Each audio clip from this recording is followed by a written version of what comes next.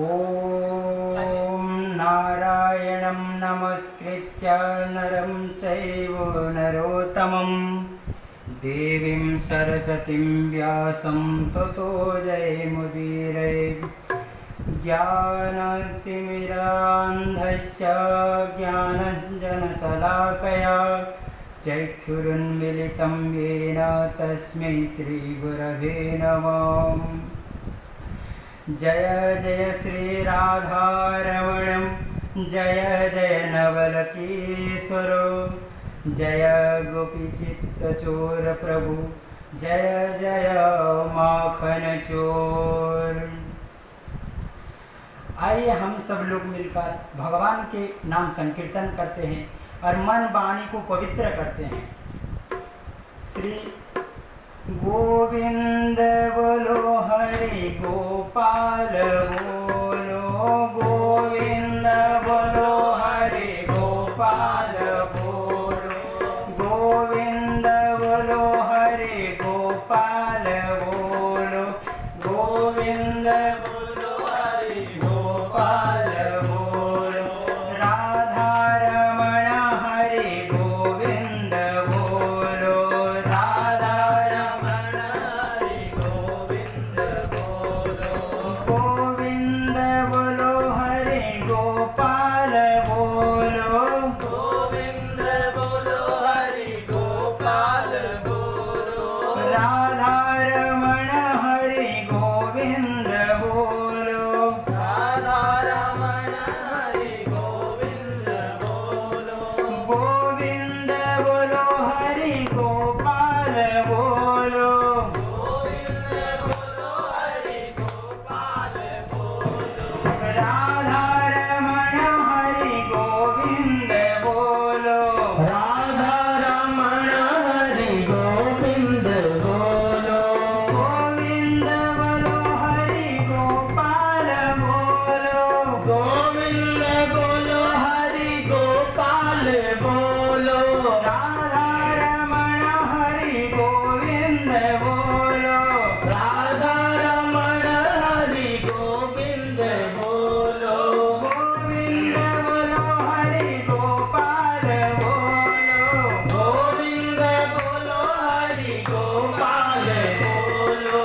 राधा रमण हरि गोविंद बोलो, राधा रमण हरि गोविंद बोलो, गोविंद बोलो हरि गोपाल बोलो, गोविंद बोलो हरि गोपाल बोलो।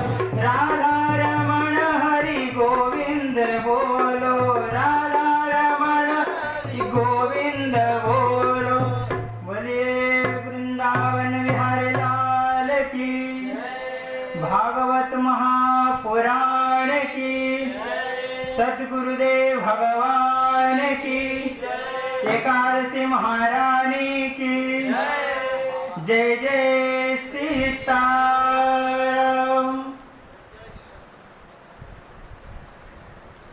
आज हम लोग श्रीमद् भागवत की कथामृत सत्संग श्रवण करने में एकत्रित सब लोग हुए हैं।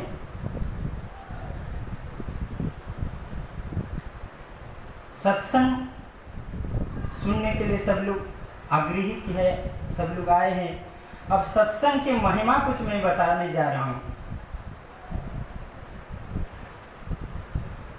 एक बार विश्वामित्र ने वशिष्ठ जी को भोजन प्रसाद के लिए आमंत्रित किए और बोले प्रभु कल सुबह प्रातः काल में आ जाना आप भोजन प्रसाद करने के लिए।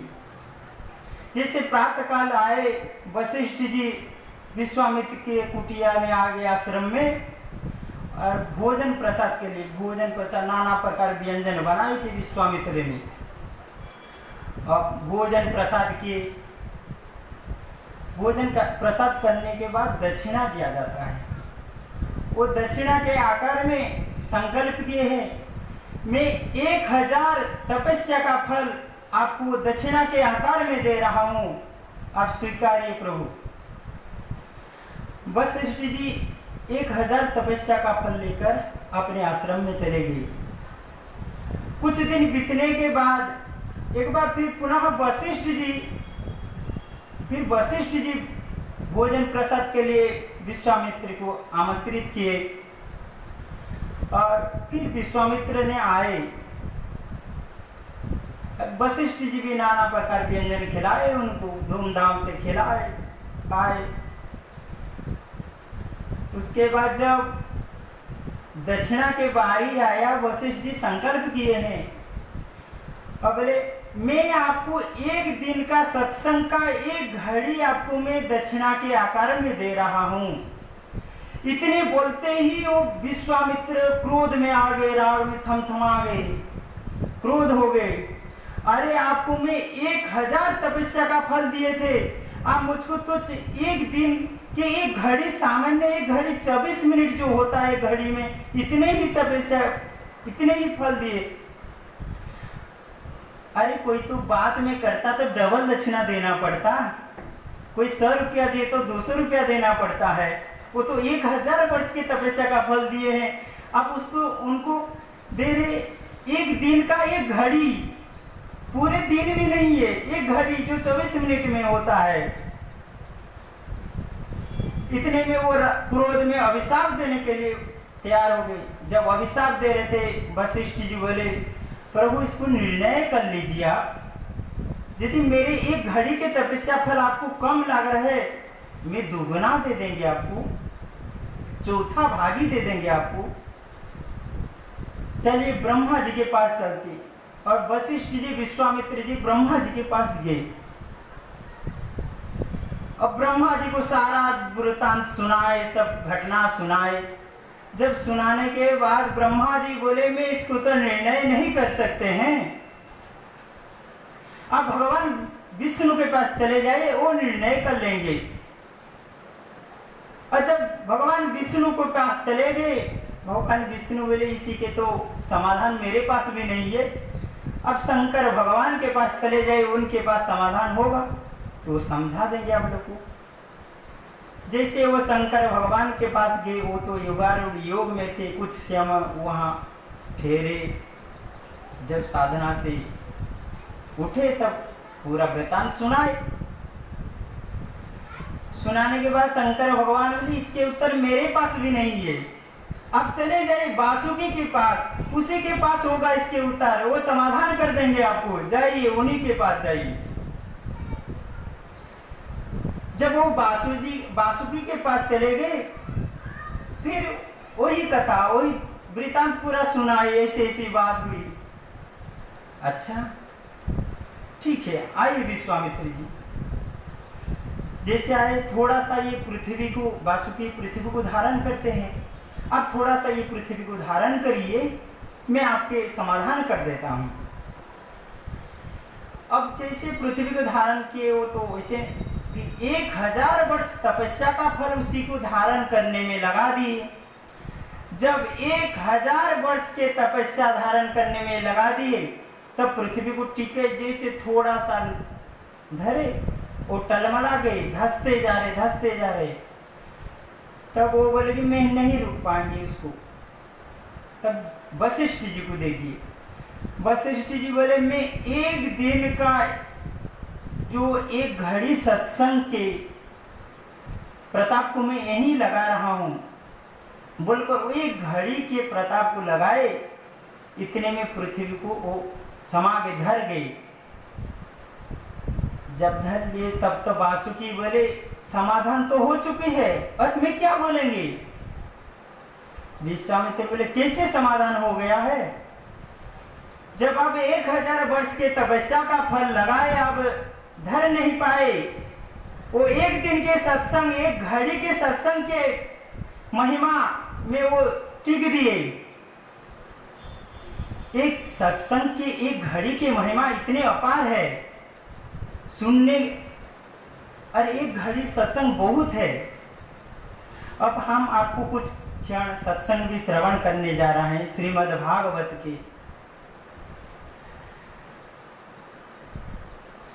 सच्चिदानंद रूपाय विश्वोत्पत्त्यादि हेतवे तापत्रय विनाशाय श्री कृष्णाय वयं नमः। सच्चिदानंद रूपाय।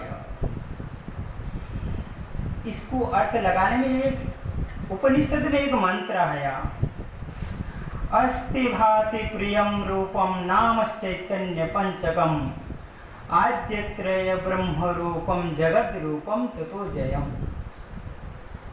ततो द्वयम। जगत रूपम, जगत के दो है, एक रूप एक नाम। जैसे ये पुस्तक है, ये नाम है।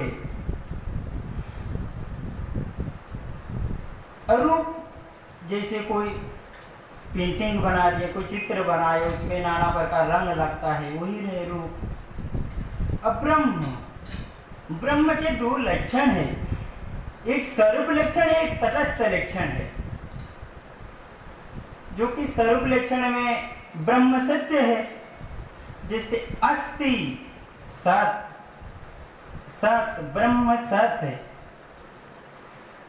चिद भाषित होता है, ज्ञान है, प्रकाश है। और आनंद, आनंद क्या है? कोई व्यक्ति आनंद में कितने समय रह सकता है? पूरी 24 घंटा रह सकता है। और दुख में कितने समय, क्रोध में कितने समय रह सकता है? ज्यादा से ज्यादा 1 घंटा, 2 घंटा, 3 घंटा, 4 घंटा, इससे ज्यादा तो नहीं रह सकता है। और आनंद में कितने समय रह सकता है? वो व्यक्ति आनंद में 24 घंटा रह सकता है। ऐसे अपना स्वरूप क्या है? आनंद स्वरूप है। ऐसे भगवान का स्वरूप क्या है? आनंद स्वरूप, यही सच्चिदानंद रूप। विश्वोत्पत्त्यादि हेतवे, वो स्वरूप लक्षण हो गया। और विश्वोत्पत्त्यादि हेतवे, ये तटस्थ लक्षण है। जो कुछ क्षण रहे, कुछ क्षण नहीं रहे, उसको तटस्थ लक्षण कहते हैं।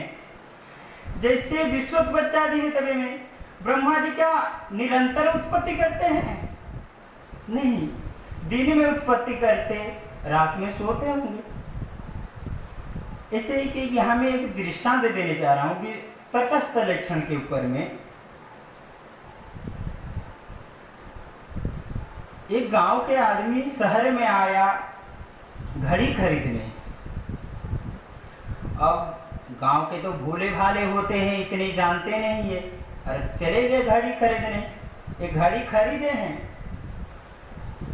वो घड़ी खरीद कर वो 200 रुपया लेकर गए थे गांव से। अब घड़ी खरीदे, 180 रुपया पड़ गया घड़ी। प्रातः काल में गए थे, सुबह सुबह जैसे 9 बजे दुकान खुलता है, ऐसे 5 गए।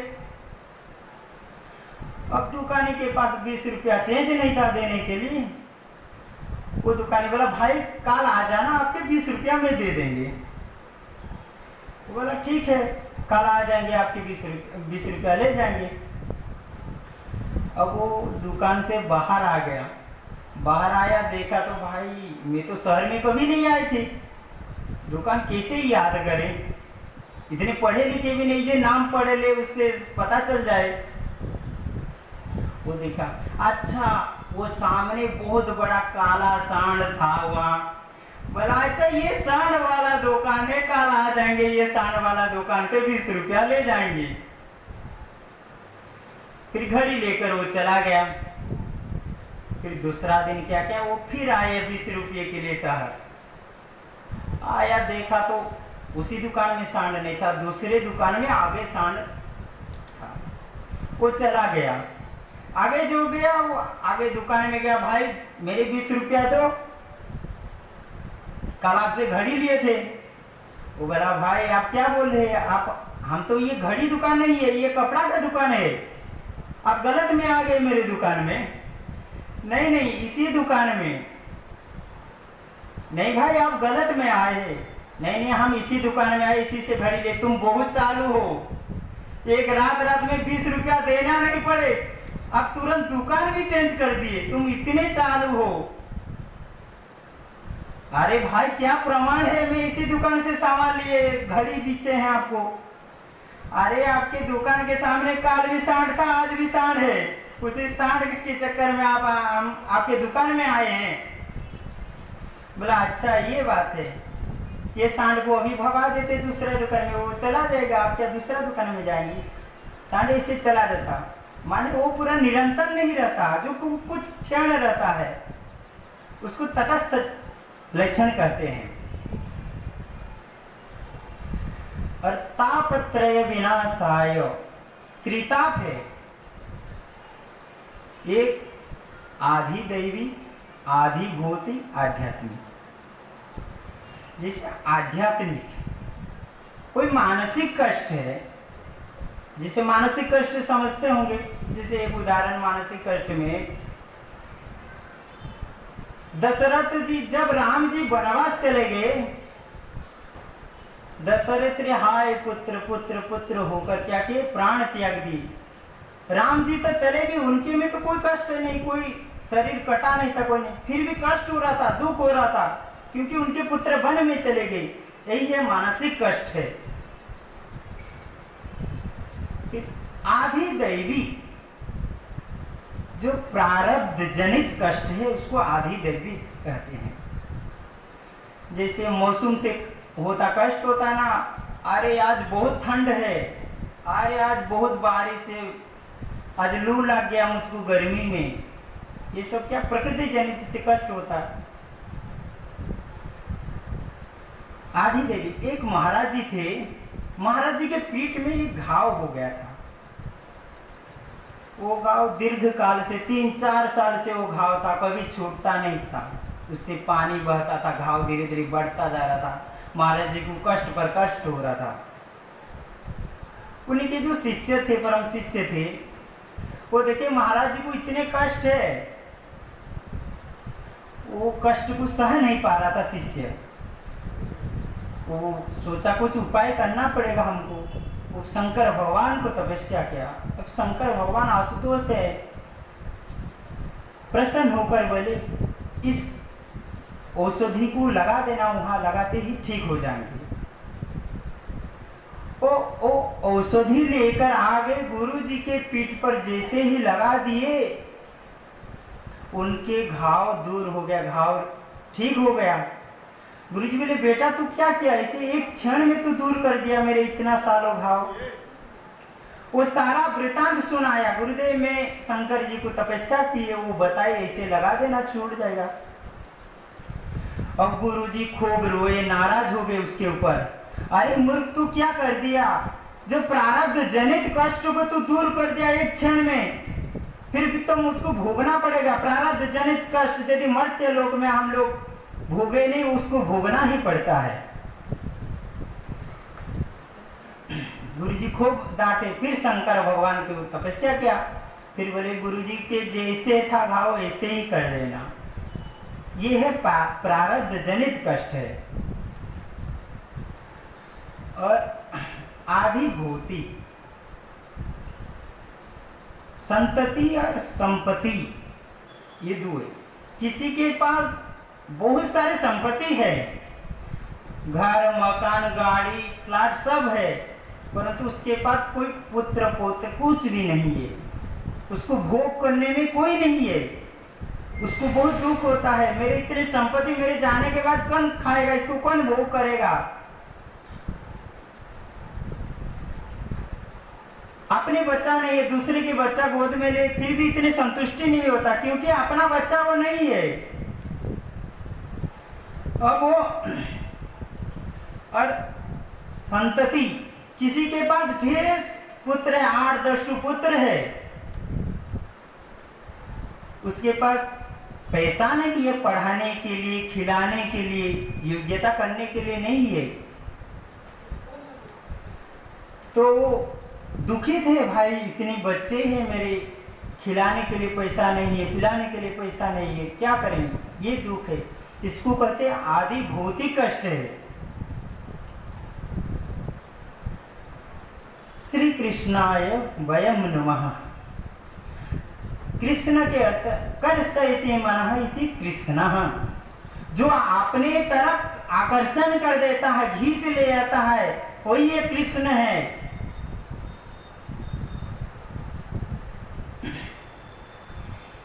आपको यहाँ एक मैं सुंदर दृष्टांत सुना रहा हूँ। एक बार एक सेठ, उसके बहुत पैसा था, बहुत दुकान था। वो एक वेश्या के पीछे था। वेश्या इतनी सुंदर था, उसके प्रति रमण होता था, इसको बहुत चाहता था। वेश्या आगे आगे चलता था तो ये छतरी लेकर उल्टा मारकर उसको देखते देखते जा रहा था। एक दिन उसी गांव में वल्लभाचार्य जी उन्हीं के गांव में आए और शिष्य को बोले, वो सेठ को बुला ले आओ, वो संत लोग को बहुत प्रेम करता है। पर शिष्य लोग बोले, आजकल वो ऐसे नहीं है, वो एक स्त्री के प्रति बहुत आकर्षित है, उन्हीं के अतिरिक्त एक पल भी दूर नहीं हो सकता उसके। तब बोले ठीक है, बोल देना वल्लभाचार्य जी महाराज आए हैं, उनको बोल देना वो आएंगे। अब वो शाम को वल्लभाचार्य जी जिसे बुलाए थे वो सेठ आ गए।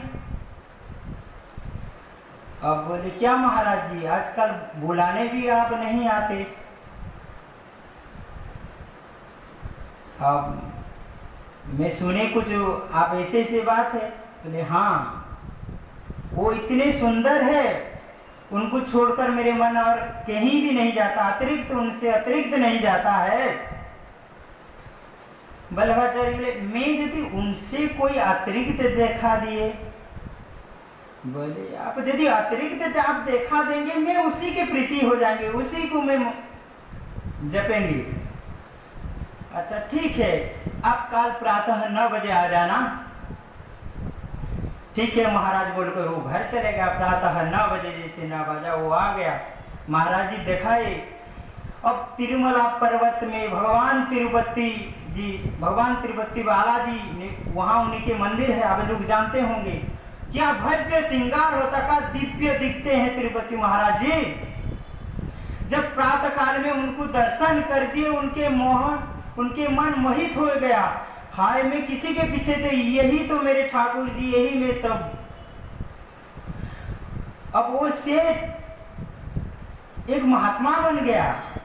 जब से भगवान के दर्शन किए मोहित हो गए भगवान के प्रति, वो एक महात्मा बन गया। प्रसिद्ध महात्मा में, ऐसे महात्मा नहीं, प्रसिद्ध महात्मा एक धनुर्दास नाम का महात्मा है, आज भी उनके नाम पढ़ता है।